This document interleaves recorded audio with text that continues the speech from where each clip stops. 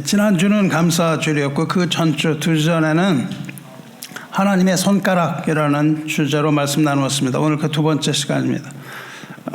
여러분, 손가락이 힘을 의미한다는 걸 여러분 잘 아시죠? 우리 이렇게 손 한번 보세요. 우리 손에 얼마나 큰 힘이 있는지. 우리에게 있어서 가장 큰 힘이 있는 것은 손입니다. 우리에게 왼손 오른손 이렇게 있고 손가락이 5개씩 있습니다.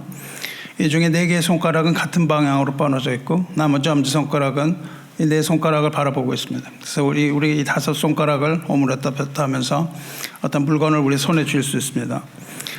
그리하여 이 손은 우리의 생각이 시키는 일을 합니다. 여러분이 음식을 먹고 싶으면 손이 그것을 쥐어서 입으로 가져다 줍니다.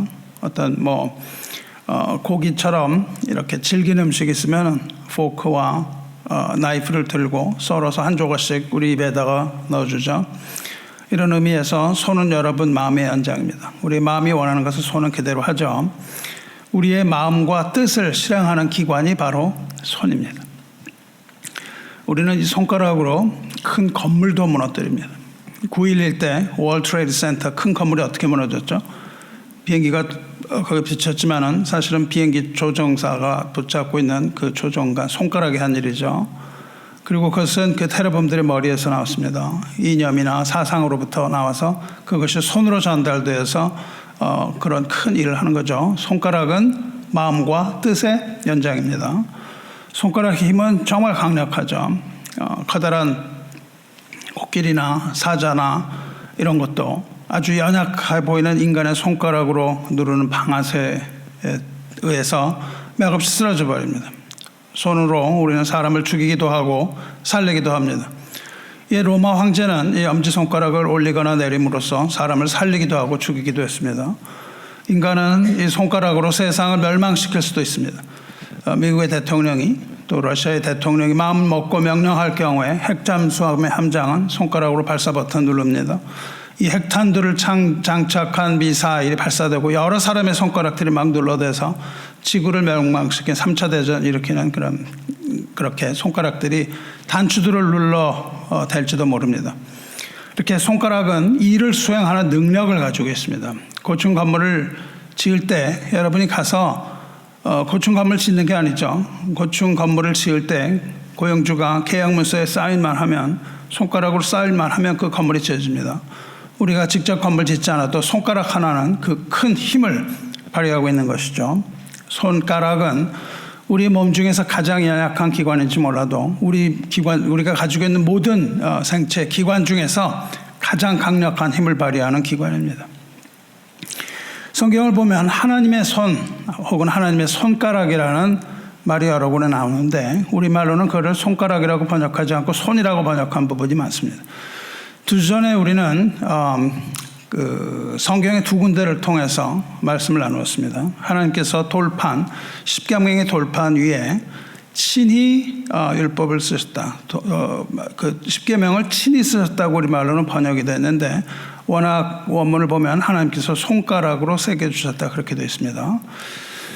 계약 문서에 손가락으로 서명하면은 효력이 있는 것처럼 하나님께서 친히 새기신 그 율법이 효력이 있다는 뜻입니다. 또한 예수님의 이야기를 했었죠. 사람들이 그 가늠한 여인을 돌로 쳐 죽이려고 했는데 예수님께서 손가락으로 땅에 쓰셨습니다. 여호와 하나님께서 십계명 돌판을 몇 번 쓰셨나요? 2번 쓰셨습니다. 손가락으로 2번 쓰셨어요. 예수님께서도 땅바닥에 2번 쓰셨습니다. 뭘 썼는지는 모른다 그랬어요. 율법을 쓰신 하나님의 손가락, 그리고 땅에 쓰신 하나님 예수님의 손가락. 이렇게 손가락으로 글을 쓰는 분은 이 세상에 하나님밖에 없습니다. 성경에서 손가락으로 썼다, 뭐를 썼다 그런 말은 보통 목적어가 생략되는데 손가락으로 쓰셨다 하는 것은 그건 하나님이 하신 일이라는 뜻입니다. 그리고 그 손가락은 하나님의 능력, 하나님의 권능을 말해요. 왜냐하면 쓰신 그대로 이루어지기 때문입니다. 지난주 설교의 요약이었는데 이것을 듣지 못하신 분은 2주 전 지지난주 설교를 들어보시기 바랍니다. 오늘은 계속해서 하나님의 손가락은 과연 무엇을 의미하는지 계속해서 말씀을 나누겠습니다. 안토니오 살리에르라는 사람 여러분 들어보셨나요? 안토니오 살리에르. 영화를 보신 분들은 들어볼 수 있고 또 글을 좋아하시는 분들 읽으실 수 있는데 우리가 잘 아는 볼프강 아마데우스 모차르트라는 사람이 있죠. 모차르트하고 동시에 살던 이탈리아 작곡가입니다. 실존 인물이에요. 이분이 오스트리아 비인에서 왕실 제1궁정 악장을 지냈습니다. 그러니까 당시에 왕실에서 가장 높은 그 음악가였던 셈이죠. 이 사람은 음악가였고 작곡가였습니다. 이 사람 이야기를 주제로 해서 희곡이 쓰여졌고 영화가 만들어졌는데 그게 뭡니까? 영화 아마데우스입니다. 희곡과 이 영화에서는 허구가 많죠. 그래서 살리에르는 음악에 대한 열정을 가진 사람으로 나오고 또한 사람을 딱 알아볼 수 있는 그런 안목을 가진 음악가로 나옵니다. 근데 이 사람이 모차르트를 만나죠. 모차르트의 천재적인 재능 앞에서 질투하고 고뇌하는 인간으로 묘사됩니다. 자신의 노력과 성실함, 이 모든 것들을 다 했는데도 불구하고 모차르트를 이기지 못합니다. 모차르트를 이기지 못하는 데서 하나님이 자신에게 왜 나에게는 재능을 허락하지 않으시고 왜 하나님은 모차르트에게 그 모든 재능을 다 주셨는가? 하나님은 왜 모차르트를 선택하셨는가? 해서 하나님에게 분노를 품습니다. 그리고 그 분노는 살리에르로 하여금 자신의 권력을 이용하여 모차르트를 암살하라는 그런 음모를 꾸미기까지 이르죠. 물론 이것은 허구입니다. 이 암살 의혹 이런 것들은 극적이나 영화에서는 허구고 실제로는 모차르트의 절친한 사이였는데 또 존경하는 사이였다고는 합니다. 하지만 이 영화는 그렇게 노력을 했던 유능했던 그 실존적인 음악가였던 살리에르가 천재 볼프강을 만나서 볼프강 아마데우스 모차르트 앞에서 느꼈을 법한 그 인간적인 고뇌, 질투심 이런 걸 극대화하여 만든 창작물입니다. 항상 1등 앞에서 2등이 가지는 열등감 이런 것들이죠. 그 1등과 2등의 차이는 언제나 큰 법입니다. 1등과 2등의 차이는 굉장히 커요. 보통. 영화 속의 이야기는 이렇습니다. 살리에르는 하나님을 찬양하는 음악가가 되기 위해서 모든 노력을 다해요.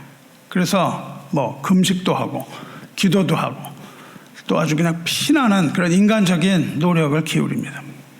그는 그 당시에 누구보다도 뛰어난 실력을 가지고 있었고 누구보다도 성실함을 가졌던 전문가였어요. 그러던 어느 날 그 앞에 한 젊은이가 나타나는데 그 젊은이가 모차르트입니다. 그래서 모차르트가 쓴 그 악보, 모차르트가 악보를 썼는데 이 살리에르가 모차르트가 쓴 악보를 싹 보고는 충격과 절망에 빠집니다. 자기가 썼던 악보에는 온갖 교정부호, 이거 틀렸다, 이렇게 갖고 그냥 온갖 교정부호들로 가득 차고 덧칠했던 부분, 이런 것들이 가득한데 모차르트가 쓴 악보에는 단 하나의 실수나 교정도 없이 완벽한 음표들이 흐르고 있는 거예요. 그래서 살리에르는 그 악보를 보면서 절규합니다. 절망을 해요. 이거는 사람이 쓴 곡이 아니다. 이거는 하나님이 쓰시고 하나님이 받아쓰게 하신 것이다. 이렇게 얘기하죠. 그러면서 나는 그냥 평범한 사람 중에 뛰어난 사람이고 모차르트는 하나님의 음악을 쓰는 사람. 이렇게 얘기합니다. 살리에르는 자기 평생의 모든 노력이 다 물거품이 됐다. 이렇게 생각을 해요. 그래서 하늘로부터 내려오는 그 천재성, 압도적인 천재성 앞에서 무릎을 꿇습니다. 살리에르는 인간의 노력이 끝나는 시점을 보는 거예요. 아무리 노력을 해도 안 되는 부분이 있습니다. 그 절망의 자리에 섭니다. 그 절망의 자리에서 인간이 절대로 흉내낼 수 없는 하나님의 능력의 영역을 발견한 거죠. 이렇게 인간의 끝자락에서 하나님의 능력을 보게 됩니다. 이런 이야기가 오늘 읽은 출애굽기 기사에 등장하는 거예요. 성경에서 하나님의 손가락이라는 말이 나오는데 하나님의 손가락이라는 단어가 맨 처음 나오는 곳이 여기입니다. 한번 읽어보겠습니다. 출애굽기 8장 19절 요술사가 바로에게 말하되 이는 하나님의 권능이니이다 하였으나 바로의 마음이 완악하게 되어 그들의 말을 듣지 아니하였으니 여호와의 말씀과 같더라. 여기 어디에 손가락이라는 말이 나오나요? 요술사가 바로에게 말하되 이는 하나님의 권능이니이다 하였으나 바로의 마음이 완악하게 되어 그들이 말을 듣지 아니하였으니 여호와의 말씀과 같더라. 손가락이라는 말 안 나오죠. 설명하려고 합니다. 이스라엘 백성은 430년 동안 애굽 즉 이집트에서 노예로 살아갑니다. 그래서 하루 종일 계속되는 이 노역 때문에 고생을 하던 그 이스라엘 사람들이 아주 극심한 고통 가운데 하나님을 향하여 부르짖어서 기도합니다. 하나님께서 그 고통의 소리를 들으십니다. 그리고 고통의 부르짖음을 들으신 하나님께서는 하나님의 종 모세를 부르십니다. 그리고 모세에게 말씀하십니다. 그렇게 3장 7절에 내가 애굽에 있는 내 백성의 고통을 분명히 보고 그들이 그들의 감독자로 말미암아 부르짖음을 듣고 그 근심을 알고 내가 내려가서 그들을 애굽인의 손에서 건져내고 그들을 그 땅에서 인도하여 아름답고 광대한 땅, 젖과 꿀이 흐르는 땅으로 데려가려 하노라. 이렇게 하나님께서 말씀하십니다. 여러분, 우리가 고통 가운데 있을 때가 있습니다. 어려움 가운데 있습니다. 그러면 우리는 하나님을 향하여 부르짖게 되는 겁니다. 하나님을 향하여 부르짖으시기 바랍니다. 하나님께서는 반드시 그 고통에서 건지시는 거예요. 왜냐하면 하나님께서 그 고통을 보시고 그 부르짖음을 들었다고 말씀하세요. 그리고 내가 내려가겠다고 말씀하십니다. 하나님은 하나님을 인정하고 하나님의 존재를 인정하고 고통 가운데서 부르짖는 영혼의 탄식 소리를 그냥 지나치지 못하시는 하나님입니다. 그리고 하나님은 귀가 어둡지 않으시고 귀가 밝으셔서 듣지 못하는 음성이 하나도 없습니다. 우리가 탄식하는 소리를 하나님 다 들으신 것이죠. 하나님은 우리의 기도를 들으시며 그 기도에 응답하시는 하나님인 것을 믿으시기 바랍니다. 그러므로 고통 가운데서 하나님을 믿는 하나님의 백성은 하나님을 향하여 부르짖는 겁니다. 그 부르짖음, 우리 마음속으로부터 올려나는 그 부르짖음을 하나님께서 들으시는 거예요. 하나님의 백성이 하나님을 향하여 부르짖으면 긍휼과 자비가 많으신 하나님께서는 구원자를 부르시는 겁니다. 구원자를 부르셔서 그 구원자를 보내시는 겁니다. 그 고통으로부터 구원자를 보내셔서 이끌어내시는 것이 하나님의 원리입니다. 왜? 어째서 하나님께서는 이스라엘을 애굽에서부터 이끌어내는지 아세요? 어떻게 하시죠? 하나님께서는 애굽 왕 바로에게 가서 모세에게 말씀하시기를 애굽 왕 바로에게 가서 이렇게 전하라고 말씀하십니다. 여호와께서 모세에게 이르시되 너는 바로에게 가서 그에게 이르기를 여호와의 말씀에 내 백성을 보내라. 그들이 나를 섬길 것이니라. Let my people go. They will serve me in the desert. 그렇게 얘기하라고 모세에게 말씀하십니다. 바로에게 가서 다른 말 하지 말고 불문곡직 내 백성을 놓아주라고 선포하라고 그렇게 말씀하고 계시는 겁니다. 그렇습니다. 하나님께서 그들을 이끌어내신 이유가 뭡니까? 하나님께서 그들을 이끌어내신 이유는 그들로 하여금 노예의 속박에서 풀려나 자유롭게 되는 것 하나고 그 다음에 그들이 하나님을 예배하기 위하여입니다. 그러니까 하나님이 우리를 구원하신 이유는 하나님께서 우리에게 예배를 받으시는 거예요. 그러니까 우리가 부르짖을 때 무엇을 항상 염두에 둬야 돼요? 우리의 예배를 회복해야 됩니다. 우리가 예배 회복되지 않으면 하나님이 우리를 구원하신 목적이 성취되지 않는 거예요. 그래서 하나님은 반드시 예배를 받으십니다.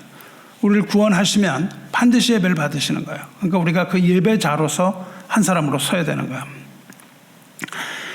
이스라엘 백성은 애굽 왕에게 묶여서 애굽 왕에게 노예 생활을 했는데 저와 여러분 어떻습니까? 저와 여러분도 노예 생활하는 사람들입니다. 우리는 어디에 묶여 있냐면 죽음, 죄와 죽음이라는 권세에 묶여 있습니다. 애굽 왕 바로보다 훨씬 강한 죄와 죽음이라는 것에 우리에게 족쇄를 채우고 있어요. 그 권세에 묶여서 죄에게 종살이 하고 있습니다. 죄를 이길 사람이 없어요. 죄가 시키는 그대로 합니다. 여러분, 죽음이 시키는 대로 할 수밖에 없습니다. 죽음이 시키는 그대로 죄에 종살이 하고 있는 것이 우리예요. 이 세상에는 죽음이 이길 수 있는 사람 없기 때문입니다. 우리는 죽음의 고통에서 신음하고 있어요. 아니라고 얘기해야 소용이 없습니다. 우리가 죽기 1분 전에 그 무서움이 우리에게 온다고 말씀했습니다. 그 무서움이 온다고 얘기를 했어요. 지금 아닌 것 같죠? 그러나 그 무서움이 옵니다. 그 죽음의 고통을 이길 사람은 아무도 없습니다. 죽음의 고통에서 신음하고 있는 그 백성들의 부르짖음을 들으시는 겁니다. 그리고 하나님은 모세를 부르셨습니다. 애굽의 노예살이 하던 이스라엘을 이끌어내기 위하여 하나님은 그 종 모세를 부르셨습니다. 우리는 모세가 구원하지 못합니다. 모세의 율법이 우리를 구원하지 못해요. 그래서 하나님께서는 이제 그 아들 예수 그리스도를 부르십니다. 그리고 이렇게 말씀하시는 겁니다. 너는 사탄에게 가서 말하라. 내 백성을 죄와 사망에서 놓아주라. 그들이 죄와 사망으로부터 풀려나서 나를 섬기리라. 이것이 바로 예수 그리스도께서 오신 이유입니다. 내 백성을 놓아주라. 사탄으로부터 우리를 풀어주기 위하여 예수께서 오신 거예요. 하나님의 아들이 이 세상에 오신 것은 마귀의 일을 멸하게 하려 함이라. 마귀가 우리를 붙들고 사슬로 묶어두고 있는데 우리를 그 죄와 죽음의 그 무서운 죄와 죽음으로부터 우리를 풀어주기 위하여 이 세상에 오신 거예요. 그래서 예수께서 오셔서 사탄에게 말씀을 하시는 겁니다. 내 백성을 놓아주라. 그들이 나를 섬길 것이라. 그들은 나의 백성이 되고 나는 그의 하나님이 되리라. 이렇게 하나님께서 말씀하시는 거예요. 그러니까 우리가 구원받은 이유가 뭐예요? 나는 구원을 받았다 만세, 이게 아니고 우리가 구원받은 자는 뭘 하냐면 하나님의 앞에 예배자로 서는 겁니다. 저 여러분이 이 자리에서 예배 드리는 이유는 우리가 하나님으로부터 구원을 받았기 때문입니다. 구원을 받지 않은 사람의 예배는 받지 않으시는 겁니다. 하나님께서 예배를 받으셔서 구원을 하시는 게 아니고 구원을 하셨으므로 우리가 하나님 앞에 온전한 예배자로 서는 겁니다. 그래서 우리는 영과 진리로 하나님 앞에 예배 드리는 거예요. 이것이 무엇입니까? 이것이 바로 예수 그리스도의 복음입니다. 죽음은 우리를 죄와 사망의 속방으로부터 자유롭게 하는 하나님의 권능입니다. 하나님의 능력이고 하나님의 힘입니다. 그것은 말로 이루어지는 것이 아니고 하나님의 권능과 능력으로 이루어지는 거예요. 우리를 사망과 죄로부터 풀어주신 하나님, 그 하나님의 우리께서 우리를 구원하신 목적은 우리로 하여금 하나님의 백성이 되게 하시는 일이며 하나님께서 우리의 하나님이 되셔서 우리의 경배와 찬양을 받으시기 위해서입니다. 하나님께서 우리를 부르시는 것은 하나님의 나라를 위하여 그 백성을 불러 모으시는 거예요. 그러니까 하나님의 통치라는 것이 있고 하나님의 백성이라는 것이 있습니다. 그리고 그것을 하나님의 나라라고 불러요. 이 하나님의 나라의 백성으로 우리를 부르신 것이지 우리가 이쁘고 우리에게 초점을 자꾸 맞춰서는 안 되는 겁니다. 여러분이 구원이라고 하는 것을 이야기할 때 자꾸만 개인 중심적으로 나를 구원하셨다, 아무것도 아닌 나를 구원하셨다가 아닙니다. 물론 그것은 팩트예요. 아무것도 아닌 나를 구원하셨으나 구원하신 목적은 하나님의 백성을 부르시는 겁니다. 하나님의 백성을 부르셔서 하나님의 나라를 이루시기 위하여 한 사람 한 사람을 부르시는 것을 잊지 마시고 여러분 인생의 삶의 목표를 예배해 두시기를 주님의 이름으로 축원합니다. 오늘 우리가 읽은 이 출애굽기 본문은 이스라엘 백성들을 애굽으로 이끌어내실 때에 하나님께서 뭘 하셨죠? 여호와 하나님께서 애굽에 10가지 재앙을 내리십니다. 그 내리신 10가지 재앙 중에 세 번째 재앙이 오늘 재앙이에요. 10번째 재앙의 시작은 무엇이었습니까? 하나님의 말씀을 받은 이 모세와 그의 형 아론이 애굽 왕 바로에게 나아가서 하나님께서 명하신 대로 하나님의 백성을 놓아주라, 그 말을 이야기하는 것부터 시작해요. 그러니까 바로를 딱 보자마자 불문곡직하고 내 백성을 놓아주라, 이 말씀을 그냥 한단 말이죠. 이스라엘 백성을 놓아주어라. 그들이 광야에서 하나님을 섬길 것이다. 이렇게 이야기를 합니다. 그러니까 그 말을 들은 바로가 비웃음을 던지죠. 비웃습니다. 이거 말도 안 되는 거죠. 말도 안 되는 이야기를 하고 있으니까 바로는 당시에 지금의 온 나라를 다 합친 것보다 더 권력이 있는 사람이니까요. 그러자 어떤 일이 일어났어요? 아론이 잡고 있던 그 비웃는 바로 왕 앞에서 아론이 잡고 있던 지팡이를 던지죠. 땅에 던지니까 그 막대기가 뱀으로 변합니다. 그러니까 바로가 자기가 데리고 있던 요술사들을 불러요. 이 술사를 부르니까 바로의 요술사들이 나와서 자기 지팡이를 똑같이 던지죠. 그러니까 그 지팡이도 뱀으로 변합니다. 그런데 아론의 지팡이가 이 마술사들의 지팡이를 삼켜버리는 일이 나옵니다. 여기서 왜 뱀이 등장할까요? 왜 뱀이 나올까요? 뱀은 이집트 사람들에게는 공포의 대상입니다. 그래서 이집트 사람들은 뱀을 신으로 섬겼다고요. 뱀은 그들에게 공포의 대상이었을 뿐만 아니라 숭배의 대상이었다는 거예요. 애굽에서는 수많은 신들을 섬겼습니다. 그 중에 최고의 신은 아문라입니다. 아문라는 뭐냐면 태양신이에요. 태양 숭배. 아문라가 나중에 그리스로 넘어오면 뭐가 되니까 제우스가 됩니다. 이 모든 태양과 굉장히 관련이 있어요. 숭배하던 뱀신의 이름이 아포피스입니다. 이 아포피스는 뱀은 바닷속에 살아요. 그리고 굉장히 강력해서 이 태양신 아문라가 밤에 여행을 할 때 막 위협을 하기도 하는 아주 위협과 공포의 대상이었다고요. 그래서 바로는 여기 이마에 뭘 달고 있습니까? 뱀 모양을 달고 있어요. 뱀의 형상을 달고 있을 정도로 숭배의 대상입니다. 바로가 내가 그만큼 위협적이고 강력하다는 거예요. 그래서 거기에 뱀 모양의 이렇게 모양의 장식품을 답니다.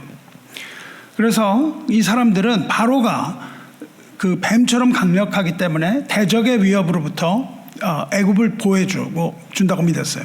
이 뱀이 바로를 보호해주고 바로는 또 애굽 사람들을 보호해줄 것이다. 그러니까 뱀은 뭐냐 하면요, 바로와 애굽의 수호신입니다. 수호신이 하나님 지금 뭘 보여주시냐면 그들이 그렇게 숭배하는 뱀이 아무것도 아니다, 이걸 보여주시는 거예요. 그래서 요술사들이 뱀을 던졌을 때 아론의 지팡이가 변해서 된 뱀이 그 요술사들의 지팡이 뱀을 잡아먹는 모습이 나오는 겁니다. 하나님이 10가지 재앙을 내리시는 모든 것은 거기에 나오는 모든 것들이 다 애굽이 섬기던 신들이었어요. 그래서 이 모든 신들이 다 아무것도 아니다, 이것을 하나님이 하나하나 격파해 나가시는 모습이 10개 재앙입니다. 그것을 필두로 10개의 재앙이 시작됩니다.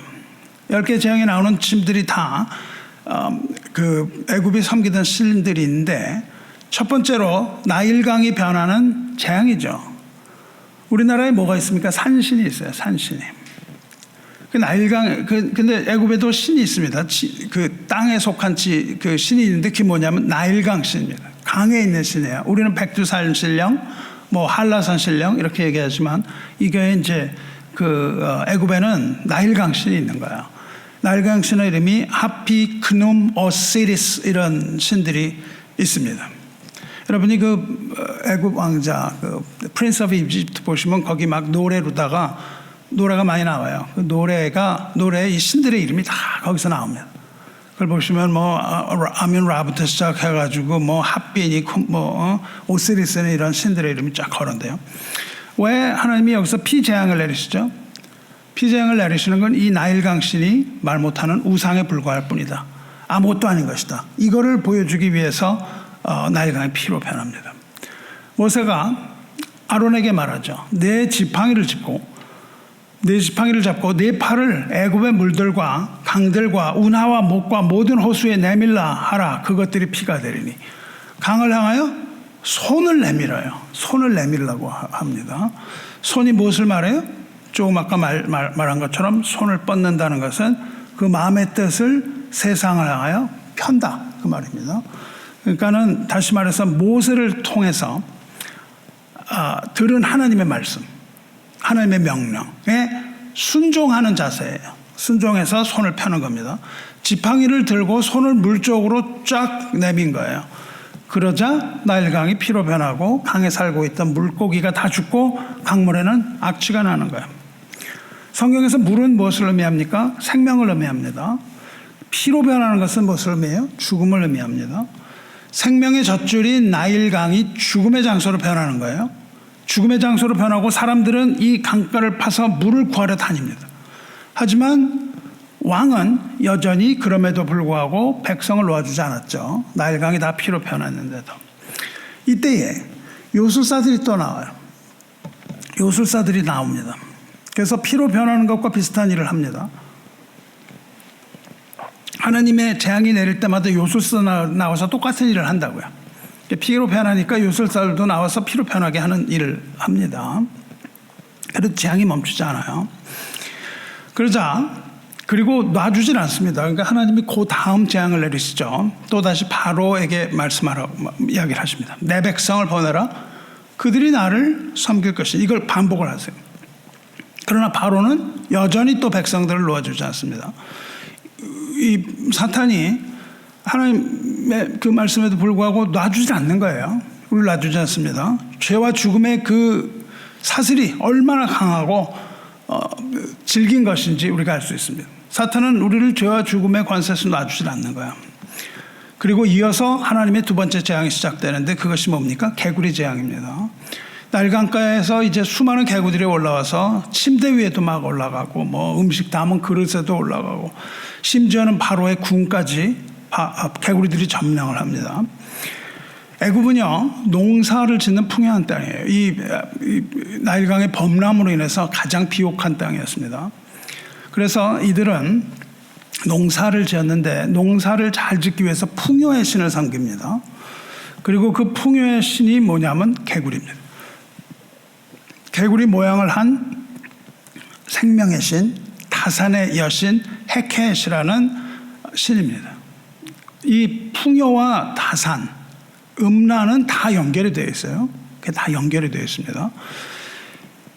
그런데 이 왜 개구리 재앙이 나오냐면 이 개구리가 풍요와 타산의 신이기 때문에 이 개구리 신앙은 헤켓이 그 백성들에게 어떠한 풍요로움도 가져다 줄 수 없다는 하나님의 메시지입니다.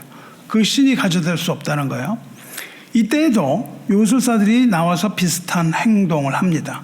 그래서 이들이 주술을 외우니까 개구리들이 또 올라옵니다. 그래도 하나님의 재앙을 멈출 수가 없어요. 그리고 바로 왕은 이제 이렇게 말합니다. 바로가 모세와 아론을 불러요. 이번에 불러서 이르되 여호와께 구하여 나와 내 백성에게서 개구리를 떠나게 하려라. 내가 이 백성을 보내리니 그들이 여호와께 제사를 드릴 것이니라. 이렇게 말로 이야기합니다. 그러니까 개구리 재앙이 멈춰요. 근데 개구리 재앙이 멈추자마자 바로는 다시 마음이 완고해집니다. 그래서 약속을 지키지 않고 백성들을 풀어주지 않습니다. 그리고 이제 세 번째 재앙이 나오는데 그것이 바로 오늘 읽은 본문 말씀이에요. 첫 번째, 두 번째, 세 번째에서 이제 세 번째 재앙이 이제 오는 거예요. 개구리 재앙 후에 하나님께서 애굽에 보내신 것을 티끌 재앙이라고 불러요. 혹은 이 재앙이라고 부릅니다. 아론이 지팡이를 들어서 아론에게 말합니다. 아론의 지팡이를 들었어요. 아론이 지팡이를 들어서 땅을 칩니다. 땅에 티끌을 쳐요. 티끌이라는 건 흙이에요. 흙. 이걸 치니까는 그것이 수많은 이로 변했어요. 여러분 요새 우리 그냥 뭐 미세먼지 때문에 그냥 힘들잖아요. 어떤 데 그냥 미세먼지가 있는데 딱 치니까 그게 다 하늘로 솟아오르면 얼마나 숨을 쉬기가 어렵습니까? 이것이 다 이로 변해서 그냥 온 공기를 다 오염시킨 거죠. 이는 뭐냐면 gnats라는 곤충인데 이거는 눈으로 보이지 않을 정도로 작은 곤충입니다. 그래서 티끌이라고 얘기를 해요. 이것이 사람이나 짐승에게 붙여서 기생을 하는 겁니다. 이런 코에도 들어가고 뭐 피부 속에 땀샘 이런 데 다 들어가는 거예요. 기생을 해서 괴로움 주는 그런 해충입니다. 이는 사자도 그것을 무서워한다고 그렇게 이야기를 하죠. 땅에 있는 모든 먼지가 변해서 사람과 가축에게 다 들러붙은 거예요. 이것도 신입니다.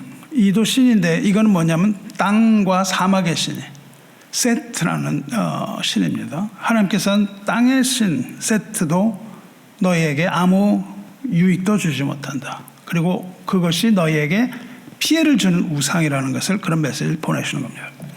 그 다음에 이제 재앙들이 계속 있죠. 뭐 파리, 생축, 독종 이런 것이 있는데 그것도 다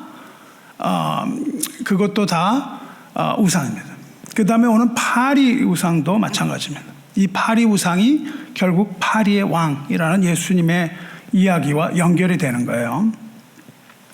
뱀의 경우, 피재앙, 개구리 재앙의 경우는 마술사들이 나와서 다 그걸 반복을 해요. 미미킹, 그걸 흉내를 냅니다. 근데 티끌 재앙부터는 요술사들이 그렇게 하지 못하는 거예요. 그것이 바로 오늘 읽은 8장 19절 말씀입니다.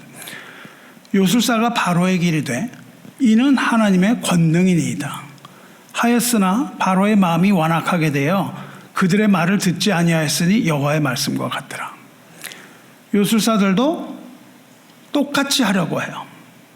근데 그들이 하지 못합니다. 실패해요. 먼지로 티끌로 이를 만들지 못합니다. 시도도 못해요. 그래서 그들은 포기하고 이렇게 말합니다. 뭐라고 말하냐면 이는 하나님의 권능이니이다 이렇게 말해요. 파워라는 거죠. 여기서 권능이라고 번역된 단어가 바로 손가락입니다. 여러분이 개역개정책을 그 성경을 보시면 거기에 주가 있어요. 권능의 일, 이 이렇게 써 있고 그 밑에 이는 하나님의 손가락, 히브리어로 하나님의 손가락 그렇게 써 있습니다. 그러니까 이 스마트폰으로 보지 마시고요. 성경을 보세요. 책으로 된 성경을 보시면 써 있습니다. 여기에는 나오지가 않아요. 이것은 하나님의 손가락이라는 뜻이에요. 직역을 하면은 This is the finger of God. 이것이 하나님의 손가락입니다. 이렇게 얘기를 해요. 요술사들이 거기서 본 거는 뭐냐면 하나님의 손가락이에요. 그러니까 하나님의 손가락이 나타났다는 거예요. 하나님의 손가락이 그들 앞에 나타났고 그러한 하나님의 권능만이 그런 일을 할 수 있다. 이렇게 고백을 하는 거예요. 나는 못합니다. 이거는 하나님의 권능이에요. 이건 인간이 할 수 있는 것이 아닙니다. 요술사들의 입을 빌려서 하나님께서는 이 권능의 손가락을 바로에게 보이시는 거예요. 지팡이를 잡은 아론이 손을 내밀었을 때도 하나님의 손가락이 그와 같이 하신 겁니다. 그리고 하나님은 자신의 손가락으로 이제 애굽 백성을 탈출시키고 계시다는 것을 확실하게 보여주시는 거예요. 내 손가락이 내 백성을 탈출시키고 있다. 이 말씀을 하시는 겁니다. 그것이 바로 능력이라는 겁니다. 이것이 바로 하나님의 손가락의 능력이에요. 하나님의 뜻을 그대로 실현하는 도구라는 것이죠. 하나님께서는 하나님의 손가락으로 그 백성을 구출하시는 겁니다. 손가락과 손, 이거는 생각과 뜻의 연장이라고 제가 말씀드렸잖아요. 그러니까 손가락이라는 것은 마음먹은 일을 실현하는 도구입니다. 하나님의 뜻이 그대로 이루어진다는 거예요. 그러니까 하나님께서 그 손가락을 내밀어서 하나님의 뜻을 펼치신다 이런 뜻입니다. 그리고 손가락은 전지전능한 하나님의 손가락입니다. 전능한 하나님의 손가락이므로 하나님의 뜻은 하늘에서 이루어진 것 같이 이 땅에서도 반드시 이루어진다는 그런 메시지예요. 그러니까 하나님의 손가락을 이 땅에 보이시는 것은 하나님의 뜻이 이 땅에서 이루어질 것이라는 하나님의 강력한 메시지입니다. 그렇기 때문에 하나님의 손가락은 하나님의 권능이라고 번역을 한 겁니다. 하나님의 손가락이라는 것은 하나님 자신을 말하는 것들이 말하기도 하는 거예요. 요술사에게 나타난 것은 하나님의 손가락, 즉 하나님 자신이 나타나셨다는 거예요. 왜냐하면 하나님께서 내가 내려가서 그들을 구출하겠다고 말씀을 하셨거든요.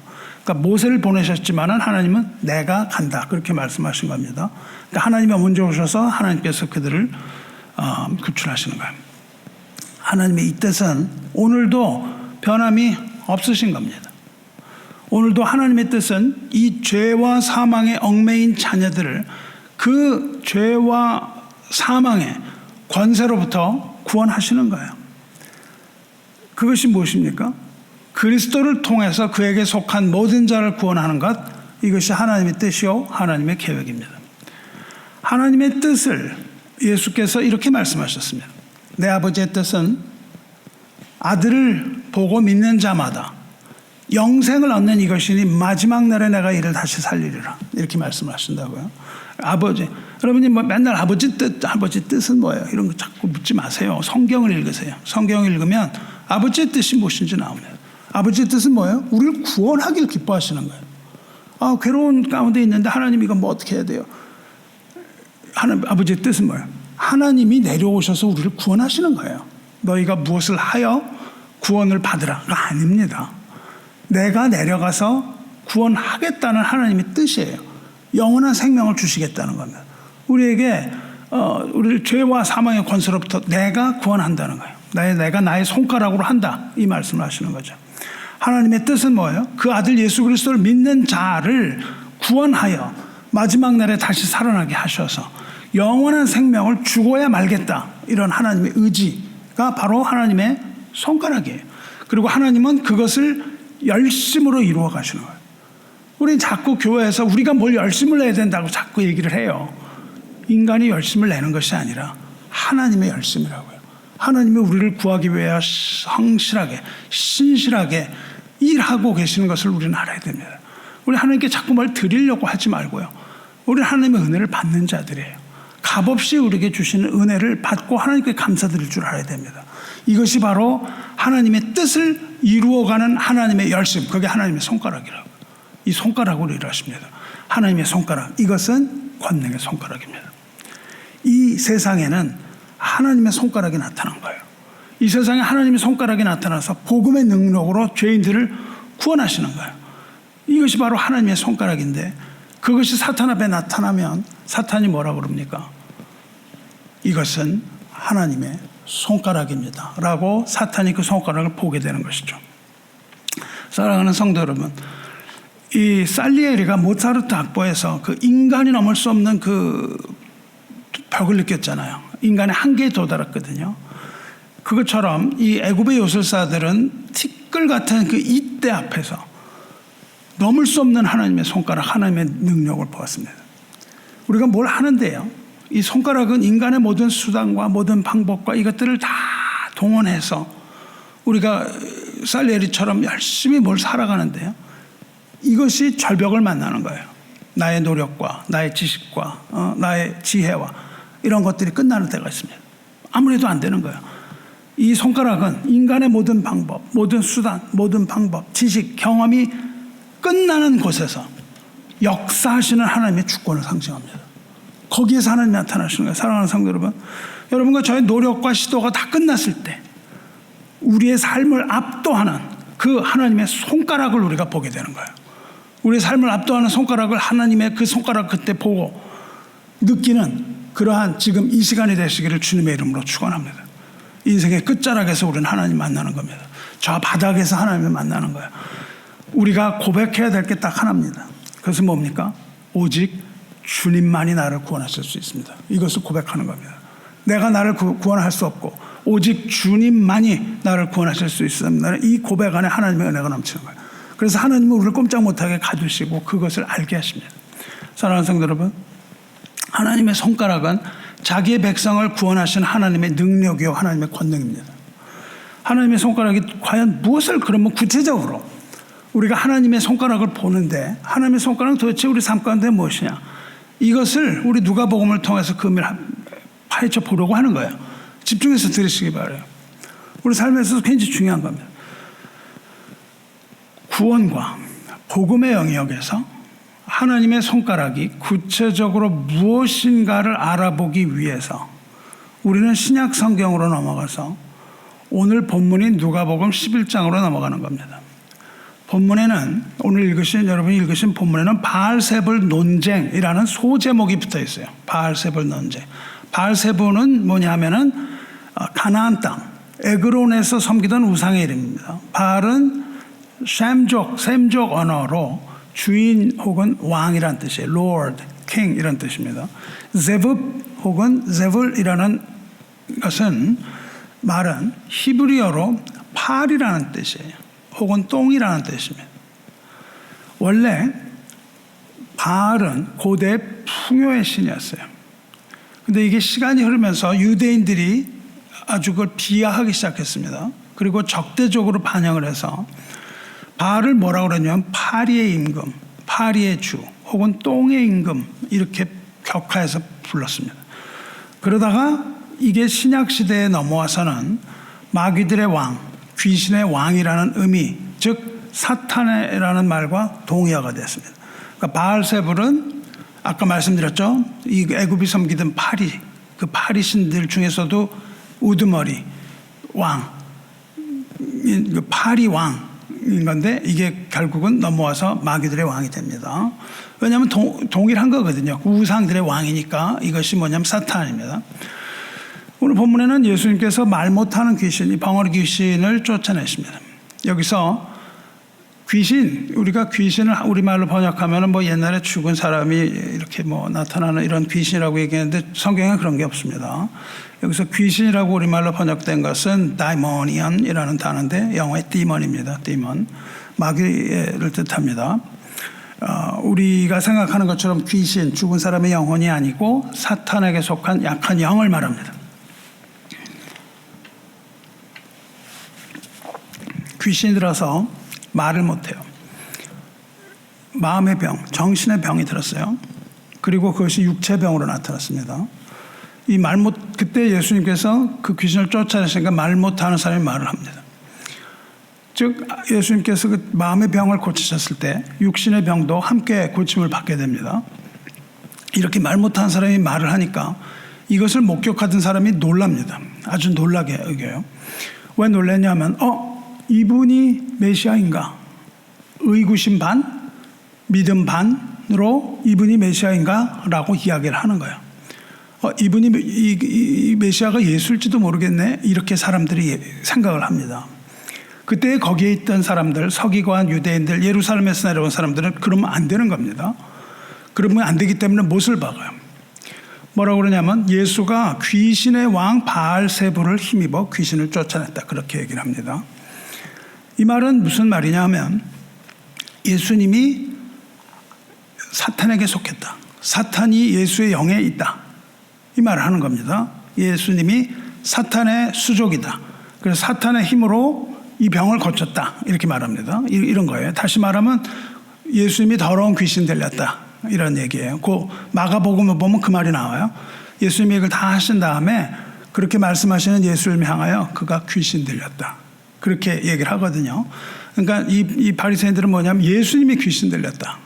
예수님이 귀신의 수족이 되었다. 이렇게 얘기를 하는 거예요.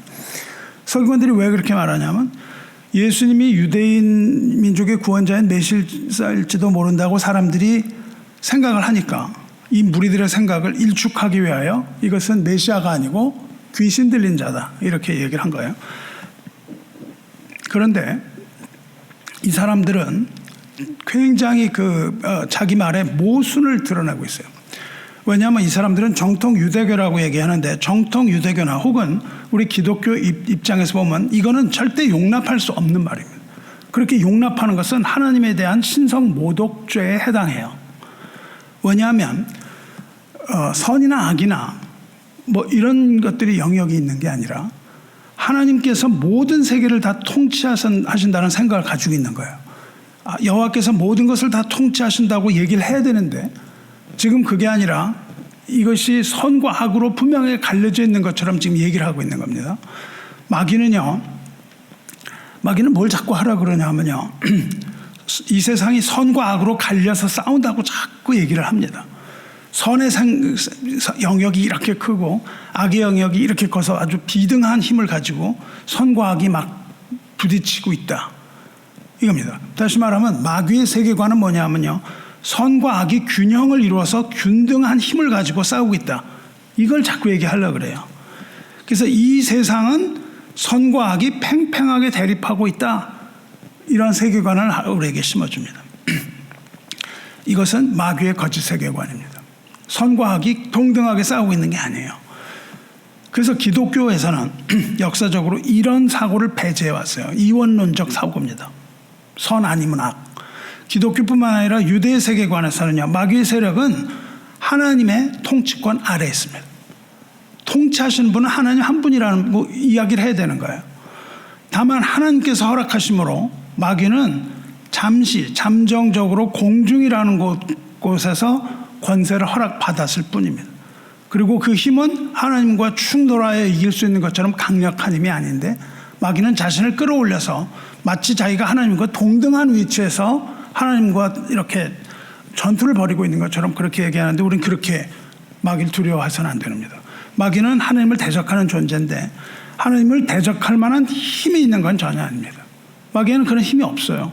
그러면 우리는 마귀를 두려워해서는 안 되는 겁니다. 우리는 하나님께 복종하고 마귀를 대적하라. 그렇게 말씀을 배워야 됩니다. 우리는 마귀를 대적하는 입장이지 우리가 마귀에게 눌려서 마귀의 힘에 눌려서 이기지 못하는 그런 세계관을 가지고 있어서는 안 됩니다. 그래서 이제 이 사람들은 그런 얘기를 하고 예수님을 더욱 공경에 빠지게 하기 위하여 예수님께 표적을 구합니다. 그런데 예수님은 그들의 생각을 간파하십니다. 그들의 생각을 간파하시고 이렇게 말씀하세요. 17절에 예수께서 그들의 생각을 아시고 이르시되 스스로 분쟁하는 나라마다 황폐하여지며 스스로 분쟁하는 집은 무너지느니라. 너희 말이 내가 바알세불을 힘입어 귀신을 쫓아낸다 하니 만일 사탄이 스스로 분쟁하면 그의 나라가 어떻게 서겠느냐. 이거 아주 단순한 논리입니다. 내분을 일으켰는데 어떻게 온전하게 남아있겠냐, 이런 말씀이신 거예요. 내분을 일으켰단 말이죠. 사탄이 사탄을 공격. 그러니까 뭐 자기 나라에서 자기 나라에다 막 폭격을 해댄 거죠. 자기가 자기에게 폭격을 해대면 어떻게 살아남겠냐. 말도 안 된다, 이런 말씀하시죠. 이렇게 말씀을 하시면서 아주 재미있는 말씀을 하세요. 내가 바알세불을 힘입어 귀신을 쫓아내면 너희 아들들은 누구를 힘입어 쫓아내느냐, 그러므로 그들이 너희 재판관이 되리라, 이렇게 말씀하세요. 너희 아들들은 뭐냐면은 그들에게 속한 자입니다. 그들을 추종하는 사람들, 너희들 따라다니는 사람들, 너희 따라다니는 사람들은 어떠냐 이거예요. 당시 이 사회에는요, 기적을 일으킨 사람이 되게 많은 거예요. 그래서 요술사 이런 사람들이 많습니다. 지금도 무당이 많은 거죠. 막 무당이 막 그런 능력을 막 보이고 그러잖아요. 그러니까 당시에 그런 요술사가 있고 귀신 쫓아내는 게 축기, 이런 게 굉장히 많습니다. 뭐 우리나라에도 그렇게 막 귀신 쫓아내는 이런 것들이 굉장히 많잖아요. 그러니까 뭐 막 그 귀신을 쫓아내는 이런 사람들도 굉장히 많았고 요술사도 많았고 그랬단 말이죠. 그러니까 앞에서 출애굽기에 나타나는 그 요술사, 그런 사람들이잖아요. 또 사도행전을 보아도 우린 그런 요술사들이 사도행전에 나오는 것을 봅니다. 교회가 세워질 때도 예수님이 뭐라고 그러시냐면, 내가 바알세불을 일으켜서 귀신을 쫓아낸 거면 너희 아들들은 뭐야, 그러시는 거예요. 너희 아들도 바알세불을 힘입어서 쫓아내는 거 아니야? 그러면 너희들도 바알세불에 속한 자네, 그 말씀을 하시는 겁니다. 유대인들 너희들 그렇게 얘기하는데 너희 다 귀신에게 속한 자들 아니냐? 이렇게 아주 명쾌하게 그 논리를 펴시는 거죠. 그러면서 뭐라고 하시냐면 그들이 너희 재판관이 되리라, 그렇게 말씀하십니다. 내가 너희를 반박할 필요가 없어. 지금 예수님을 모독하는 유대인들에게 증거를 대고 심판하는 것은 결국 그들이 하는 모든 일이다, 이렇게 말씀을 하세요. 그러니까 내가 너희하고 더 이상 논쟁할 필요 없고 너희가 틀린 거야, 이렇게 논리를 딱 펴시는 겁니다. 그리고는 이렇게 말씀하신다고요. 그러나 내가 만일 하나님의 손을 힘입어 귀신을 쫓아낸다면, 이렇게 말씀하세요. 이거는 뭐 조건문 같지만 아니고, 나는 하나님의 손을 힘입어 귀신을 쫓아낸다, 이렇게 말씀하시는 겁니다. 그런다면 하나님의 나라가 이미 너희에게 임하느니라. 하나님의 통치를 얘기하죠. 지금 이 말씀은 예수님이 귀신의 왕 바알세불을 힘입어 귀신을 쫓아낸다고 모독을 하는 자들에 대한 결정적인 선언이에요. 그렇습니다. 여기서 드디어 하나님의 손이 등장을 하죠. 하나님의 손이 등장을 합니다. 근데 우리 번역에서는 또 손으로 번역을 했어요. 손을 번역했는데 손으로 번역한 단어는 원 의미가 finger, the finger of God, 하나님의 손가락이라는 뜻입니다. 하나님의 손가락을 의지하여. 출애굽기에서 보면 이게 뭡니까? 하나님의 손, 하나님의 권능, 하나님의 힘을 의미하는 거예요. 그러니까 하나님의 권능을 의지하여 내가 귀신을 쫓아냈다, 이런 거죠. 그러니까 지금 뭐예요? 예수께서는 하나님의 권능으로, 하나님의 힘으로 귀신, 즉 사탄을 쫓아냈다, 이렇게 말씀하고 계시는 거예요. 그러면 하나님의 손가락, 이게 도대체 뭐냐 이거예요. 예수님이 말씀하신 하나님의 손가락이 뭐냔 말이죠. 하나님의 권능이 도대체 뭐냐, 이게 궁금하단 말이죠. 우리가 하나님의 손가락이 무엇인지 이걸 알아야 됩니다. 하나님의 손가락. 그런데 성경은 친절하게 하나님의 손가락이 무엇인지를 우리에게 정확하게 알려주고 있습니다. 그래서 여러분 성경을 쭉 다 보셔야 돼요. 성경을 딱 보시면은 그것은 어디에서 답을 주고 있냐면 마태복음에서 그걸 답을 주고 있다고요. 마태복음에서 이 말씀을 통일하게 얘기합니다. 통일하게 어떻게 얘기하냐면 마태복음 12장 28절에 그러나 내가 하나님의 성령을 힘입어 귀신을 쫓아내는 것이라면 하나님의 나라가 너희에게 이미 임하였느니라, 이렇게 말씀하신다고요. 그러니까 하나님의 손이 뭐예요? 하나님의 성령이라는 걸 알 수 있는 겁니다. 하나님의 손이라는 것, 하나님의 권능이라는 건 뭘 의미하냐면 성령이라는 걸 알 수 있습니다. 어때요? 이제 분명하게 우리가 깨닫기 시작합니다. 그 하나님의 손이라는 건 성령입니다. 하나님의 손가락은 바로 하나님의 성령을 말하고 있다고요.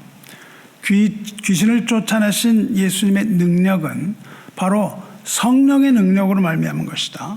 그리고 귀신을 쫓아내신 것은 바로 성삼위일체이신 성부, 성자, 성령의 일이라는 것을 분명하게 얘기하고 계시는 겁니다. 예수께서 귀신을 쫓아내신 것은 온전하게 성령의 사역에 의한 것이며 그것은 그리스도의 권세와 하나님의 능력이 이 땅에서 성령을 통하여 명백하게 드러났다는 것을 우리는 알아야만 하는 겁니다. 여러분, 이것을 깨달으시길 축원합니다. 성도 여러분, 예수 그리스도의 구원은 아까 말한 것처럼 영적 전쟁의 입장에서 여러분이 봐야 되는 거예요. 여러분의 구원, 우리 생활에서 일어나고 있는 모든 일도 마찬가지입니다. 그래서 여러분은 영적 전쟁 입장에서 보셔야 돼요. 왜냐하면 예수께서 이 땅에 오신 일이 마귀의 일을 멸하러 오신 것이기 때문입니다. 이것은 예수님께서 뭐 마귀와 치고받고 싸웠다는 게 아니에요. 하나님의 아들이 올 때 마귀는 이미 패배를 하는 것이에요. 그것이 21절에 나옵니다. 강한 자가 무장을 하고 자기 집을 지킬 때에는 그 소유가 안전하되 더 강한 자가 와서 그를 굴복시킬 때에는 그가 믿던 무장을 빼앗고 그의 재물을 나누느니라. 여기서 말씀하시는 강한 자가 누구예요? 강한 자가 무장을 해요. 그리고 자기 집을 지킵니다. 강한 자가 누구냐면 사탄입니다. 자기 집은 어디예요? 사탄에게 허용된 영역, 공중, 땅, 공중 권세를 잡았단 말이죠, 사탄이. 그래서 강한 자라고 얘기를 합니다. 무장을 했어요. 그리고 자기 집을 지켜요. 그때는 그 소유가 안전해요. 아무 문제가 없었던 것 같은데, 그 소유라는 건 무엇입니까? 여기에서 강한 자의 집은 공중 권세 잡은 그 공중입니다. 권세 잡은 곳. 그 소유는 무엇입니까? 마귀가 결박하고 있는 하나님의 자녀들 말하는 겁니다. 죄의 노예로 붙잡혀 있는 이 사람들, 이 포로로 잡혀 있는 자들을 말하는 것이죠. 그런데 더 강한 자가 와서 그를 굴복시킬 때는 그가 믿던 무장 뺏기고 재물을 나눈다 그랬습니다. 더 강한 자는 누구야? 이 땅에 오신 하나님의 아들 예수 그리스도를 말하는 겁니다. 더 강한 자가 와서 강한 자, 즉 그 사탄을 무릎 꿇게 하고 사탄을 무장 해제시키고 재물을 나눠요. 재물을 다 뺏는 게 아니고 재물을 나눕니다. 재물은 뭐예요? 역시 소유, 즉 사탄에게 붙잡혀 있는 자들을 말합니다. 그들을 나눕니다. 나눔이라는 게 나타납니다.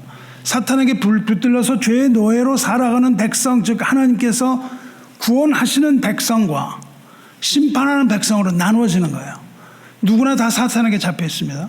그러나 더 강한 자 예수 그리스도가 오실 때는 붙잡혀 있던 자들이 나누어지는 겁니다. 이것을 거룩이라고 불러요. 구별이라고 부릅니다. 즉 하나님께서는 구원하시는 하나님의 백성을 나누신다는 뜻입니다. 마지막으로 예수께서 이렇게 말씀하세요. 나와 함께하지 아니하는 자는 나를 반대하는 자요, 나와 함께 모으지 아니하는 자는 해치는 자니라. 여기서 해친다는 것은 흐트러뜨린다는 뜻이에요. 해쳐요. 뭐 해를 입힌다는 게 아닙니다. 나와 함께하지 아니하는 자는 누구예요? 예수님 배척하는 사람들입니다. 복음을 발로 짓밟는 사람들이에요. 예수님과 함께하지 않는 사람들. 예수님이 이 땅에 오셨는데 예수님과 함께하지 않는 자, 예수님을 믿지 않는 자, 예수님을 배척하고 방해하는 자, 이런 사람들입니다. 우리 신앙에요, 중립이라는 건 없어요. 우리는 마귀에게 속하든 그리스도에게 속하든 둘 중에 하나입니다. 둘 중에 하나밖에 있을 수가 없어요. 영적인 전투에서 다른 영역은 없습니다. 우리는 예수님에 속하든지 마귀에게 속하든지 둘 중에 하나는 거예요. 예수님과 함께 하지 않는 것은 뭐 다른 곳에 속하는 것이 아니라 예수를 배척하는 자요, 복음을 받아들이지 않는 자요, 멸망의 자식이며 마귀에게 속한 자라고 말씀하세요. 그리고 또 예수님과 함께 모으지 않는 자는 해치는 자라고 합니다. 예수님과 함께하는 자가 아니고요, 예수님과 함께 모으는 자. 예수님께서는요, 이 땅에 추수하러 오셨다는 거예요. 추수하러 다시 오십니다. 너희 눈을 들어 밭을 보라, 휘어져 추수하게 되었다다 말씀하세요. 이 마지막 날에, 마지막 날까지 예수님께서는 모으고 또 모으시는 분입니다. 계속 모으시는 거예요. 알곡과 가라지를 모아서 알곡은 곡간에 저장하고 가라지는 꺼지지 않는 불에 태우시는 추수하는 분이다, 이렇게 얘기를 하는 거예요. 그래서 예수님은 이 알곡들을 모으시는 분이에요. 그 추수의 주인은 누구냐면 하나님이시며, 추수하는 것은 아들에게 주어지는 권한입니다. 이것을 알곡으로 보는 것인지 가라지로 보는 것은 저는 그 아들의 문제예요.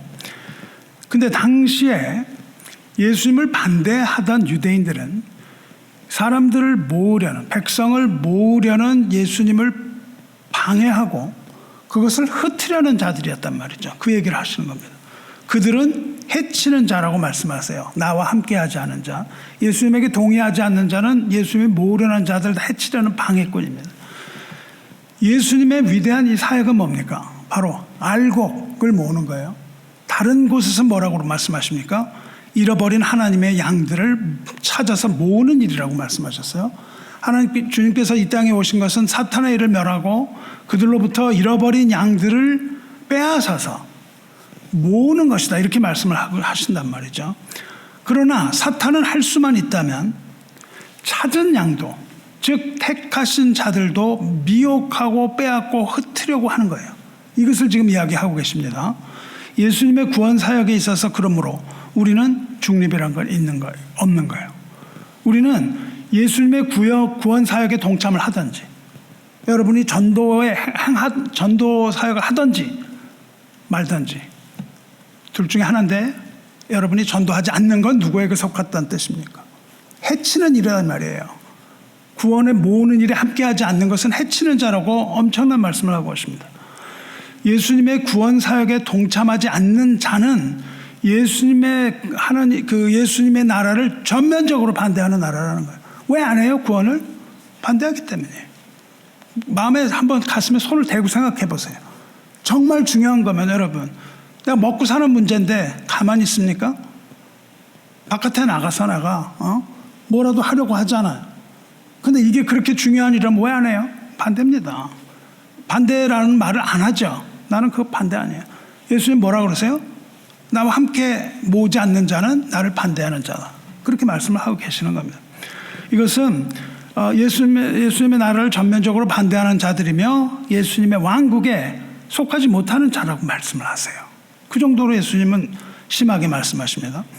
너희는 너희 아비 마귀에게서 났으니 너희 아비의 욕심대로 너희도 행하고자 하느니라. 우리 욕심을 따라 사는 거예요. 복음을 따라 살지 않고. 하나님의 속한 자는 하나님의 말씀을 듣나니, 그렇게 전도하라고 하는데 하나도 안 해요. 생각도 안 해요. 나가는 순간 다 잊어버립니다. 하나님께 속한 자가 아닌 거죠. 하나님께 속한 자가 아니기 때문에 하나님 말씀 안 듣는 거예요. 너희가 듣지 아니함은 하나님께 속하지 아니하였습니다. 이 정도까지 말씀하신다고요. 사랑하는 형제 여러분, 예수님 말씀 누가복음에 내가 만일 하나님의 손을 힘입어 귀신을 쫓아냈다면 하나님의 나라가 이미 너희에게 임하느니라. 마태복음에서는 내가 하나님의 성령을 힘입어 귀신을 쫓아내는 것이면 하나님의 나라가 이미 너희에게 명하네. 여기서 동일한 것은 하나님의 나라가 임했다는 뜻입니다. 임한다는 단어는, 여기서 임한다는 단어는요, 그 시제가 우리말에는 없습니다. 우리말은 뭐 과거, 현재, 미래 이렇게 있는데요. 여기서 그 시제는 우리말에 없는 시제인데, 이건 뭐냐면 과거에 일어난 일이에요. 근데 우리는 뭐 했었습니다 이러면은 과거에 일어났는데 현재는 있는지 없는지 모르잖아요.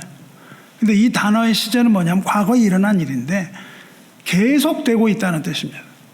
하나님의 나라가 이미 왔는데 앞으로 계속 오고 있다, 그런 뜻이에요. 하나님의 나라는 눈앞에 왔다는 거예요. 너희가 눈을 뜨고 열면, 눈을 뜨면은 찾을 수 있을 정도로 눈앞에 이미 다가왔다, 이 말씀을 하십니다. 그러니까 예수님이 귀신을 쫓아낸 사건은 마귀의 사탄의 영역이 이미 붕괴됐다, 그 뜻입니다. 이미 붕괴가 됐어요. 이것은 동시에 하나님의 나라가 우리가 사는 현실에서 존재한다는 뜻이에요. 그리고 하나님의 성령께서 현재적으로 일하고 계시다는 것을 보여주는 거예요. 이미 성령께서 그 일을 하셨다는 겁니다. 던이라는 신학자가 있는데요. 던이라는 신학자가 이거 어떻게 설명했냐면은 이미 실현된 종말이라고 얘기했습니다. 마지막인데 이미 실현됐다는 거예요. 그는 여기에서 일하시는 성령을 뭐라고 부르냐면 종말론적 성령이라고 불러요. 이 마지막 때에 일하시는 성령, 예수님을 통해서 우리에게 오신 그 성령을 말합니다. 성령은 이전부터 있었죠. 태초부터 있었는데 예수님을 통해서 이 땅에 오신 성령이 하시는 일, 이거를 종말론적 성령 그렇게 부른단 말이죠. 그건 무엇을 하세요? 마지막 때에 하나님의 택하신 자를 구원하는 일. 이게 바로 성령의 일입니다. 또 예수님을 통해서 뭐라 그러냐면 이 땅에 도래한 나라, 이거를 종말론적 하나님의 나라라고 불러요. 예수님을 통해서 이미 하나님의 나라가 왔고 다시 오시는 예수님을 통해서 완성되는 하나님의 나라, 이미 우리에게 들어오고 또한 완성되는 종말적인 하나님의 나라라고 불러요. 이것을 볼 수 있는 것은 무엇이냐 하면 우리의 믿음의 눈입니다. 우리의 믿음의 눈을 가지고 있으면 완성된 하나님의 나라를 보는 거예요. 그 믿음의 눈으로 현재 우리가 그것을 보고 있다는 거예요. 그러니까 저와 여러분의 마음 가운데 이미 하나님의 나라가 도래했는데 왜 그러냐면 예수께서 성령을 우리 마음 가운데 집어넣으셨기 때문입니다. 우리 마음 가운데 성령이 있기 때문에 종말론적 성령께서 우리 마음에 들어오시면 하나님의 나라가 이 땅에 하나님과 함께 우리 안으로 들어오는 거예요. 활동하시는 그 성령, 이 성령이 활동하시는 공간이 어디예요? 바로 우리 안입니다. 우리 안에서 성령이 활동을 하세요. 하나님의 나라는 무엇을 말합니까? 하나님의 통치가 이루어지는 것이에요. 우리가 하나님의 통치를 받고 있다면 우리가 하나님의 나라입니다. 우리가 통치받는 그것, 이런 의미에서 하나님의 나라는 현재성이 있는 거예요. 내가 하나님의 말씀을 듣고 하나님께 순종한다면 내가 바로 하나님의 나라인 거예요. 그게 바로 현재성입니다. 그리고 또 미래성, 이거는 우리가 생각하는 천국이죠. 이 두 가지를 동시에 가지는 것을 하나님의 통치, 하나님의 나라라고 그럽니다. 그래서 천국, Kingdom of Heaven이라는 말이 있고 Kingdom of God이라는 말이 있어요. Kingdom of God 그러면 Sovereignty of God, 하나님의 통치를 말합니다. 예수께서 육신으로 이 땅에 오심으로 이 땅에 온 하나님의 나라, 이 땅에 하나님의 나라가 왔는데 그것은 훗날 언젠가 새하늘과 새 땅으로 완성되는 하나님의 나라입니다. 이런 의미에서 천국은 이미 도래했지만 이미 완성되지 않았다고 우리가 항상 말하고 있는 겁니다. 사랑하는 성도 여러분, 하나님의 나라는 말로만 존재하는 것이 아닌 거예요. 하나님의 나라는 어디냐 하면 사탄을 제압하고 하나님의 통치가 이루어지는 모든 영역입니다. 사도행전 10장 38절 보면 하나님이 나사렛 예수에게 성령과 능력을 기름 붓듯 하셨으며 그가 두루 다니시며 선한 일을 행하시고 마귀에게 눌린 모든 사람을 거치셨으니 이는 하나님이 함께 하셨습니다. 이 삼위 하나님이 일하시는 것이 그대로 나오죠. 하나님께서 함께 하셨고 하나님께서 나사렛 예수에게 성령과 능력을 기름 부으듯이 하셔서 예수께서 돌아다니면서 성령을 선한 일 하시고 마귀에게 눌린 모든 사람을 구원하신다. 이것이 구원하시는 성삼위 하나님, 삼위일체 하나님이 이 일인 것이 사도행전 10장 38절에 분명히 나옵니다. 하나님 아버지께서는 예수께 성령과 능력을 기름 붓듯 하셨어요. 그리고 그 능력으로 하나님의 손가락으로 마귀에게 눌린 자들을 다 고치시고 구원하셨습니다. 할렐루야. 성령은 하나님의 통치 능력이 이 땅에 보이도록 나타나는 구원의 통로입니다. 하나님의 나라의 확장은 전적으로 성령의 능력에 달려 있어요. 하나님의 손가락에 달려 있습니다. 부활하신 예수께서 뭐라고 말씀하십니까? 사도행전 1장 8절에 오직 성령이 너희에게 임하시면 너희가 권능을 받고 예루살렘과 온 유대와 사마리아와 땅끝까지 이르러 내 증인이 되리라. 이렇게 말씀하시거든요. 오직 성령이 임하시면 너희가 뭘 받아요? 권능을 받고 하나님의 손가락이 나타난다는 뜻입니다. 사도 바울은 뭐라고 그랬습니까? 사도 바울 역시 전도하는 것은 나의 능력이 아니다. 나의 능력이 아니고 다만 고린도전서 여러분 공부하실 때 나타나죠. 다만 성령의 나타나심과 능력으로 이루어졌다고 얘기를 해요. 믿음은 오직 하나님의 능력이 있다. 이렇게 이야기를 하고 있습니다. 복음 전파의 능력은 성령의 능력, 즉 하나님의 능력, 하나님의 권능, 하나님의 손가락으로 복음 전파가 일어나고 있다는 거예요. 우리는 그것을 믿어야 합니다. 또 성령은 택한 자가 하나님 백성이 될 수 있도록 우리를 거듭나게 하시는 게 성령입니다. 사람이 물과 성령으로 나지 아니하면 하나님의 나라에 들어갈 수 없는 일은 성령은 우리를 거듭나게 하시는 분이에요. 성령은 우리를 거듭나게 하셔서 구원하실 뿐만 아니라 또 우리를 하나님의 자녀로 살게 하시는 거예요. 믿는 자가 하나님의 뜻을 살 수 있도록 성도를 변화시키시는 겁니다. 이것을 뭐라고 말하죠? 사랑과 희락과 화평과 오래 참음과 자비와 양성과 충성과 온유와 절제, 성령의 열매라고 그런다고요. 우리를 거듭나게 하실 뿐만 아니라 우리에게 열매가 있을 수 있도록 그렇게 만드시는 분이 바로 성령입니다. 성령은 우리를 하나님의 자녀로 거듭나게 만드실 뿐만 아니라 우리로 하여금 하나님의 자녀로 살아갈 수 있도록 옆에서 도우시고 우리를 변화시키시는 분이에요. 그래서 우리는 하나님의 자녀로서 마지막 천국에 입성하는 날까지 성령께서 우리를 도우심으로 우리는 그 길을 걸어가는 겁니다. 또 끝으로 에베소 1장 13절 14절에 너희도 진리의 말씀 곧 너희의 구원의 복음을 듣고 그 안에서 또한 믿어 약속의 성령으로 인치심을 받았으니 이는 우리 기업의 보증이 되사 그 얻으신 것을 속량하시고 그의 영광 찬송하게 하려 하십니다. 성령께서는 하나님의 자녀가 하나님의 나라를 상속받을 수 있다는 것을 보증해 주시는 거예요. 보장을 해 주십니다. 그리고 성도로 하여금 하나님의 나라를 향한 소망을 갖게 해 주시는 거예요. 우리가 하나님 나라의 소망을 갖는 이유는 성령 때문입니다. 우리가 그저 그냥 뭐 다 소망을 가질 거야가 아니고 반드시 그런 일이 이루어지게 될 것이라는 그러한 증명을 해 주시기 때문이에요. 더 나아가서 마지막으로 로마서 15장 13절에 소망의 하나님이 모든 기쁨과 평강을 믿음 안에서 너희에게 충만하게 하사 성령의 능력으로 소망이 넘치게 하시기를 원하노라 이렇게 말한다고요. 성령께서는 하나님의 자녀가 된 자를 끝까지 견인해 주시고 인도하여 주시고 소망과 기쁨 가운데 살게 하시는 그 능력을 보여주시는 겁니다. 성도의 구원에 관하여 하시는 성령의 역사가 바로 이것입니다.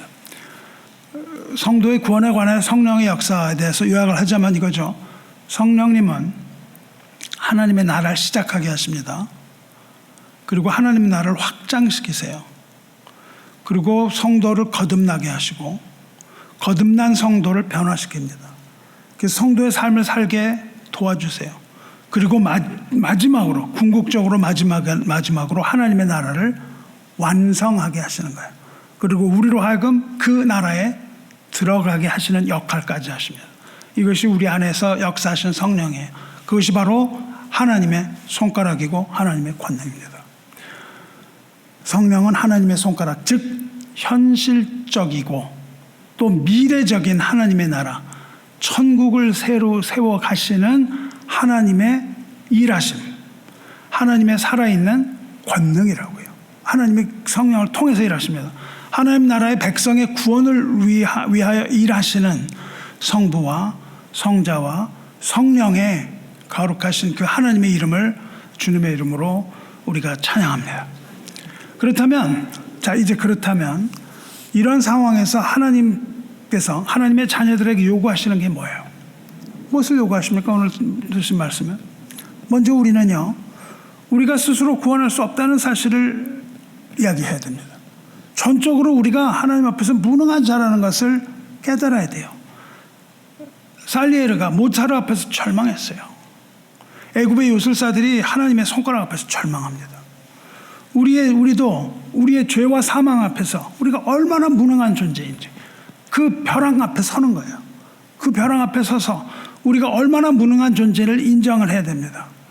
이것은 우리를 절망의 늪으로 데려가는 거예요. 이 죄와 사망뿐만 아니라 우리의 삶의 모든 영역에서 우리는 그 절망의 영역까지 내몰리는 거예요. 또한 우리는 자신이 해결하지 못하는 모든 문제, 질병이나 재정이나 관계나 이런 것들이나 내일 일에 관한 것, 우리가 무능하거든요. 내일 일이 여러분 유능합니까? 이 모든 어려움에 직면을 할 때 우리의 수단, 방법 이런 거에 의지하지 말고 모든 것을 주관하시는 하나님의 손가락을 봐야 돼요. 이 하나님의 손가락 앞에 우리는 겸손히 무릎을 꿇고 하나님의 뜻을 구해야 되지 않겠습니까? 죄와 죽음으로부터의 구원뿐만 아니라 우리 삶의 어려움으로부터의 구원 역시 우리 나의 힘이 아닌 하나님의 능력, 하나님의 손으로만 가능하다는 사실을 깨달아야 돼요. 우리는 이것을 고백해야 됩니다. 이것이 우리 첫 번째 반응입니다. 이것이 없이는 기독교의 우리 믿음은 시작되지 않습니다. 우리가 뭘 할 수 있다고 생각하는 한 우리의 믿음은 태어날 수도 없고 자랄 수도 없습니다. 하나님의 손가락은 곧 성령의 능력을 말해요. 그리스도께서 이미 사탄의 권세를 무너뜨리셨습니다. 그러므로 더 이상 우리는 죄와 악에 끌려다니는 존재, 노예가 아니에요. 하지만 하나님의 나라가 완성되지 않았습니다. 그러므로 우리는 여전히 영적인 세력과 우리는 싸워야 돼요. 세상의 가치관과 싸워야 됩니다. 마귀의 가치관, 우리의 욕심 싸워야 돼요. 우리의 죄성과 싸워야 됩니다. 그리고 우리를 택하신 자도 미혹하려라 하는 그 영적 세력과 싸워야 돼요. 우리는 여전히 싸워야 됩니다.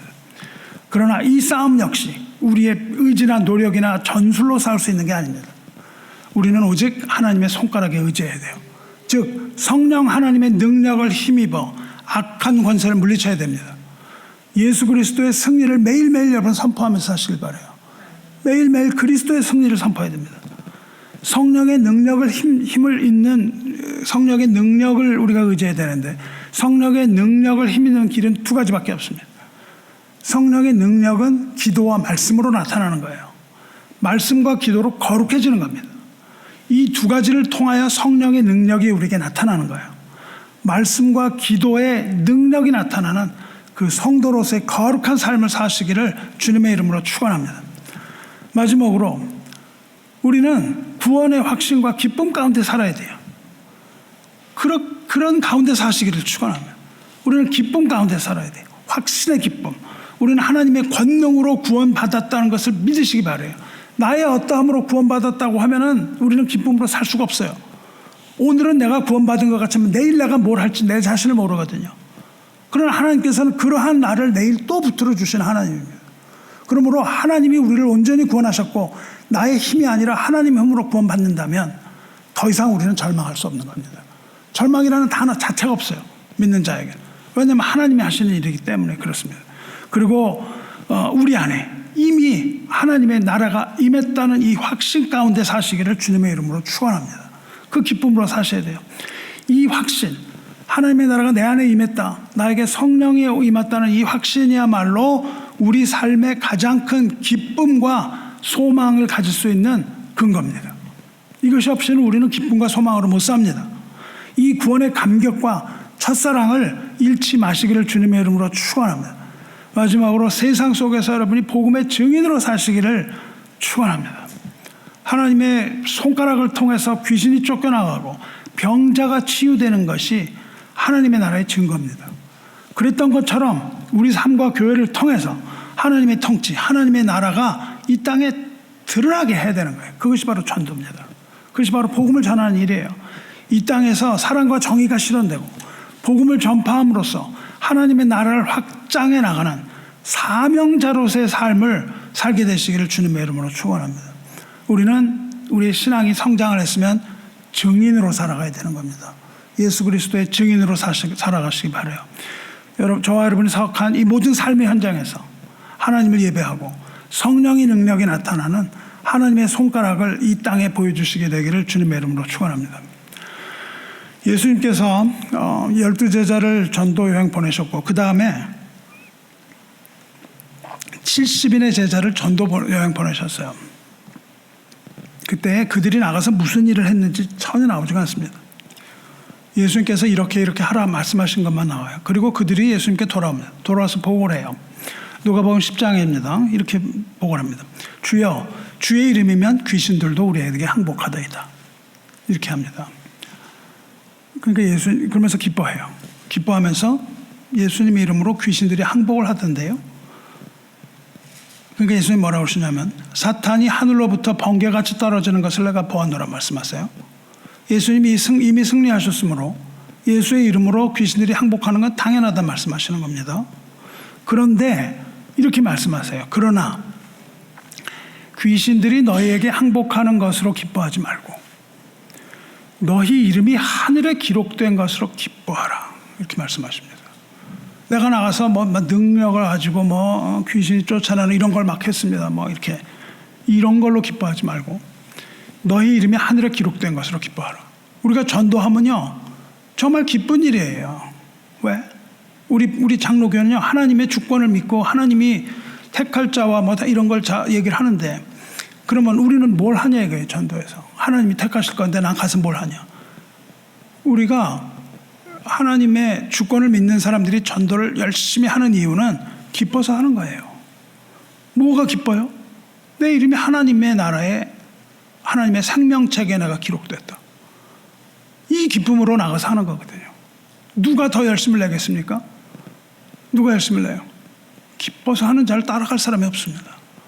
우리는 그 기쁨으로 전도를 하는 거예요. 여러분이 정말 하나님의 주권을 믿는다면, 내 이름이 하나님의 나라에 기록되어 있다는 걸 이걸 믿는다면 우리가 전도하지 않을 수 없는 거예요. 사랑하는 성도 여러분, 전도는요 사탄과의 영적인 전투예요.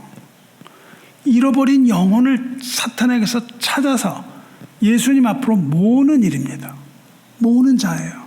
예수의 이름으로 전도할 때 사탄이 무릎을 꿇는다니까요. 하지만 전도의 목적이나 의미는 사탄에서 이기는 데 있는 게 아니에요. 전도의 기쁨은 뭡니까? 귀신을 쫓는 그 힘, 내가 이런 힘을 발휘했다가 아니고, 전도의 참된 기쁨은 뭡니까? 하늘의 이름이 기록되는 것에 있다고요. 여기서 하늘은 이름이 뭡니까? 하늘에 기록되는 것이, 그 하늘이 하나님의 생명책이라고요. 전도자의 기쁨은 구원의 기쁨입니다. 우리가 구원으로 기쁨으로 하는 거예요. 영원한 복음, 복음의 기쁨은 하나님의 자녀가 된 게 기쁜 거예요. 그리고 하나님의 어린 양의 생명책에 이름이 기록된 거에 우리 기쁨이 있습니다. 세상 속에서 증인으로 살아가는 주님의 참된 제자 되시기를 축원합니다. 말씀 마치겠습니다. 하나님의 손가락을 봤는데도 바로는 완악한 마음 버리지 못해요. 하나님의 손가락을 보고도 서기관과 바리새인들은 예수님을 대적해요. 하나님의 능력을 보고서도 그것을 거부하면 구원받을 수가 없습니다. 생명을 얻을 수가 없어요. 이 시간 우리는 하나님의 손가락 앞에서 이미 임한 하나님의 나라에 온전히 순종하시기 바랍니다. 이 능력을 받기 위해서는 오직 그리스도를 믿음으로 성령을 받은 자만이 이 능력을 깨닫고 누릴 수가 있습니다. 하나님의 손가락이 저와 여러분의 삶을 만져주시기를 원합니다. 어떠한 세력도 거부할 수 없고 하나님의 크신 은혜와 이미 도래한 하나님의 나라를 여러분 한 사람 한 사람이 경험하게 되시기를 주님의 이름으로 축원합니다. 그리고 또한 하늘 그리스도의 다시 오심을 통하여서 완성될 하나님 나라를 그리면서 소망 가운데 그리스도 안에서 영원한 기쁨을 누리시기를 주님의 이름으로 축원합니다. 기도하겠습니다. 사랑과 은혜가 풍성하신 하나님 아버지, 오늘 주신 하나님 말씀 통하여 하나님 손가락의 능력과 주권을 깨닫게 하신 은혜에 깊이 감사드리나이다. 우리의 지혜와 힘으로는 구원함과 또는 거룩함에 한 걸음도 나갈 수 없는 무능한 존재인 것을 다시 한번 인정합니다. 주님, 이제 우리 삶의 자리로 돌아갈 모든 성도들을 주님 붙들어 주시기를 원합니다. 겸손의 영을 허락하셔서 우리 자신의 한계와 실패 앞에서 교만해지거나 혹은 낙심하지 아니하고 오직 이것은 하나님의 권능이니이다, 이것이 하나님의 손가락이니이다 라고 겸손히 고백하면서 주님의 주권 앞에 굴복하게 하시옵소서. 또한 우리 모두 주님의 손가락인 성령의 능력을 힘입어 살게 하여 주시옵소서. 세상의 유혹이나 죄의 습관이나 악한 세력과 싸워서 승리하게 하여 주시고 매일매일 영적인 전투에서 그리스도께서 이루신 그 승리 안에서 우리가 기쁨을 받아 누리게 하여 주시옵소서.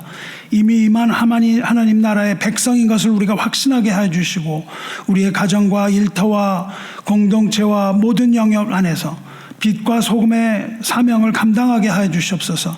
하나님의 통치와 하나님의 평강을 증거하는 거룩한 증인 되게 하여 주시옵소서. 말씀을 듣는 우리들의 마음이 굳어지지 아니하게 하여 주시고 하나님의 말씀에 순종하게 하여 주시며 하나님의 손가락이 직접 통치하셔서 우리들에게 성령의 풍성한 열매 맺게 하여 주시기를 간절히 원하며 우리 주 예수 그리스도의 이름으로 기도드리옵나이다. 아멘. 우리